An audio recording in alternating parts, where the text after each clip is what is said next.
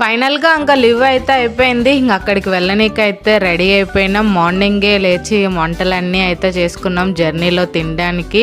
బయట ఫుడ్ ఎంత పెట్టి తిన్నా అదైతే తృప్తి ఉండదు. అలా హోమ్ మేడ్ ఫుడ్ జర్నీలో సేఫ్ అండ్ హెల్దీ కూడా. అందుకే పిల్లల కోసం అన్నీ అయితే రెడీగా పెట్టుకున్నా జర్నీలో.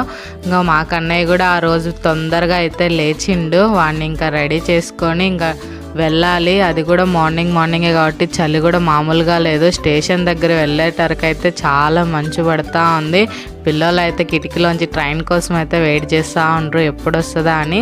రోజు పడని మంచు ఆ రోజు అయితే ఏదో తెగ బీభత్సంగా అయితే పడేసింది. ఏమీ కనరావట్లేదు.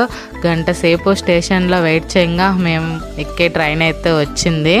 ఇంకా మాకు సెండ్ ఆఫ్ చెప్పనీకైతే నాన్న, అత్త ఇంకా అన్న వాళ్ళు అయితే వచ్చిండ్రు. మా పిల్లలు అయితే వెయిటింగ్ అన్నమాట ట్రైన్ జర్నీ కోసం. చాలా హ్యాపీ వాళ్ళైతే.